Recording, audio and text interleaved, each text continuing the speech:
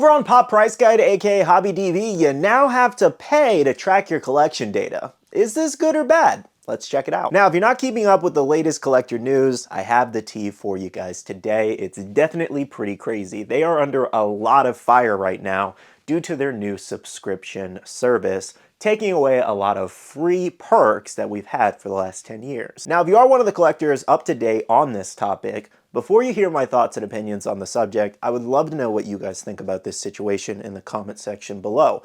Are you for this, or are you against a subscription-based service? And for those who don't know the situation, let's go ahead and read into it. So first things first, I want to read off an article HobbyDB posted on their website, kind of explaining. It states, over the last 10 years, we have been grateful to be able to offer these services on HobbyDB and PPG for free to the entire community. But as with any business, our goal is to have the resources to not only survive, but also continue making the site better over time. Back in January, Funko told us that they could not afford paying our pricing and that they would get price data from eBay instead. So to highlight that specific section of them losing the contract with Funko, that is the main cause of this whole situation. Them losing out on all that money directly from Funko made them have to make a choice like this, where they had to set up a subscription-based fee. Now, I understand why Funko chose to go with eBay, because eBay already invested in Funko a couple years back, and they get that data for free either way, because eBay has a stake in Funko, so it makes sense to do that change and cut that cost from HobbyDB. However, the Funko app isn't the greatest. It's worse than HobbyDB. If anything, it's one of the worst apps out there for tracking any kind of value. And value aside, the Funko app just doesn't really work all that great in general. So many people complain about it. Continuing on, we tried to make up the revenue with ads and other initiatives, but nothing was able to make up for that Funko loss. Our costs have continued to rise, including all of our suppliers for technical service, our biggest expense category, and what keeps the site online. And on top of that, our entire team has not received a pay increase for the last 3 years we have been in business. Now, something important to mention is that they technically launched this premium service about a month ago. However, not a lot of people signed up. As they state here, last month we launched HobbyDB Premium with the hopes that it would help us generate more revenue. We launched with new features such as no ads, no selling fees, and collection export. Sadly, only 300 people signed up, which is simply just not enough for our business to survive. One more thing I wanted to highlight from the article was about their volunteers and investors in terms of their account status with this new change. So check it out. It says, what about our volunteers? They are excluded from this charge. Volunteers will be able to access their showcase without a premium subscription. If you want to actively help build the database, reach out and become a volunteer. And the bottom section says, what about our shareholders? Shareholders get a 25% discount on premium. Think about it this way. If you own shares in Netflix, do you still have to pay to use their monthly service? I don't feel like that's a great comparison, just because I feel like the shareholders should just get it free, you know? Because Netflix doesn't offer a 25% off discount to their shareholders. So that's a weird example to use if Netflix doesn't do the same thing you're doing. You kind of get what I mean? When I read that, I was like, okay, so the volunteers get it free, but the people who paid to keep you going doesn't get it free. That seems weird. Maybe I'm reading it wrong or looking at it wrong. Let me know in the comments below. But do you guys kind of get where I'm coming from there? So now I want to go ahead and take a look at their premium service and what it actually offers here.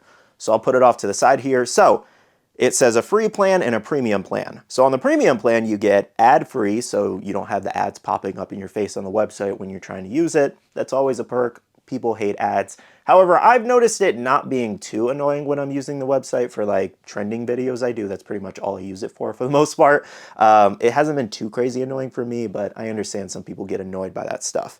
Also, Showcase. This is where a huge problem came into, and I'll kind of highlight that more, but the Showcase features your gallery as well as a wish list and top 10 list.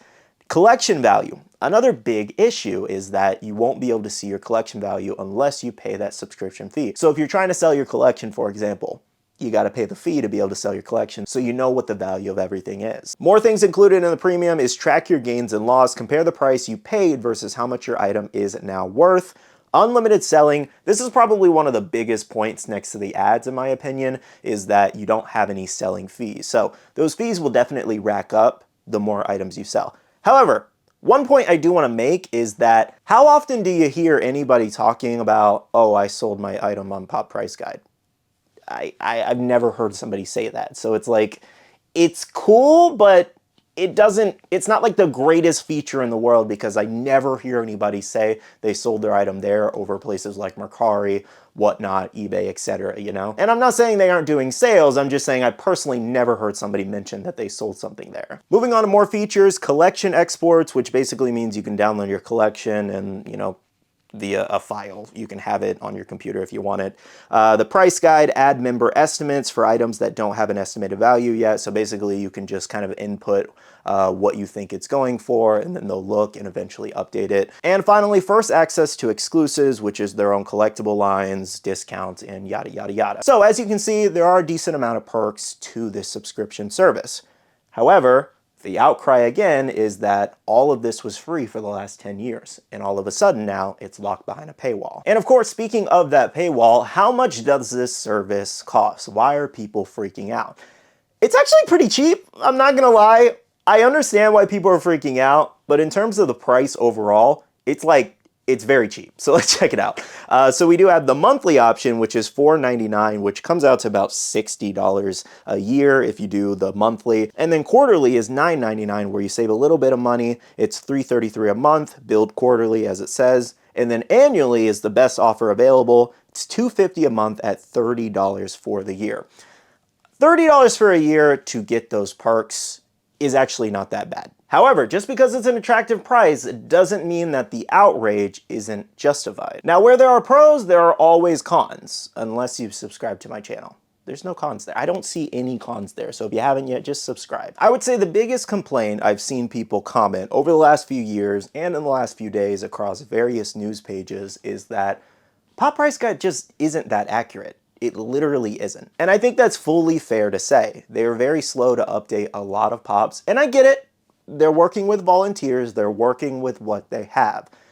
However, this is where it comes into the issue, where you've had all these ads, you had the Funko contract before, you had your investors' money, and it still wasn't 100% accurate. So with all that money, you didn't get it right fully. Where are we getting the confidence from if I give you $30 for the year that things are going to get better? Things will be updated regularly, the site will run smoother, the app will run smoother, because let's face it, the app is not that great. So in my case, it brings the big question.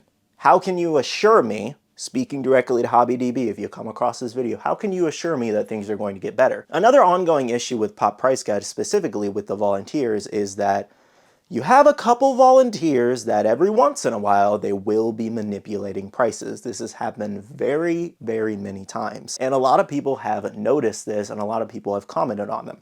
I don't know if Pop Price Guide has ever put out an article specifically talking about this at all, or has found these people doing this specifically. However, that has happened a lot on the website. So it's another thing, like I mentioned earlier, where is my money going to go towards getting rid of these people that are doing this and manipulating these prices for their own gain? Another pretty big question I have is that why would you do this now? Funko has been on a huge decline in the last few years, if you haven't noticed. I talked about this in another video the other day, but yeah, the popularity of Funko has definitely, it's definitely went on a downtrend due to a lot of reasons. Whether it's reasons specifically with Funko, restocking a lot of exclusives, reprinting everything, yada, yada, yada, that's a whole nother conversation. Or is it the current state of our economy here in the United States or anywhere else? People are just buying less Funko Pops right now because their money is just better spent elsewhere on more important things. So not to get too political, of course, but it's worth mentioning the current state of the economy with people buying less. So asking them to pay a subscription fee right now isn't crazy ideal. Overall, I just don't know if this was the right move for HobbyDB to do, locking all of these exclusive features behind a paywall. Some pretty important ones like your collection value. A lot of people use that to be able to sell their collections or just track it in general to know how much things are worth. So the fact that you have to pay a fee now all of a sudden, it just discourages a lot of people and makes them very upset when they've had it free the last 10 years. And I feel like it kind of leans into a little bit of entitlement, honestly, because as I was talking to my wife Bailey earlier, technically HobbyDB and Pop Price Guide don't really owe us that. They don't owe us to give this service for free. So I understand it from the business aspect. They want to be able to pay their employees and doing their best to be a good place to track your collection. However, again, I do urge HobbyDB to really look into the issues that I'm stating and a lot of other people are stating. Again, the biggest ones being your website's just not that accurate. If I want super accurate data, I go over to eBay sales listings. That's what I do every single time. If you haven't noticed, I use that over in my trending videos all the time, amongst Pop Price Guide too, but I use both in the same video so I can get the most accurate data. Even though Pop Price Guide does use some of eBay's data, it's still not accurate somehow. The only reason I would pay for this is to know my collection value. That is the only thing I'm getting out of this site, because I don't find HobbyDB user-friendly at all. It's very confusing to use and learn all of their new features and gadgets and all that. And you guys know how I feel about the app. As I stated earlier, I don't think it's a very good app. I have it on my phone, but I don't even use it. Personally, for me, I don't really see myself purchasing this subscription fee just because I don't really use HobbyDB that much. I don't even really share my collection publicly most of the time, so I don't really share my top 10s.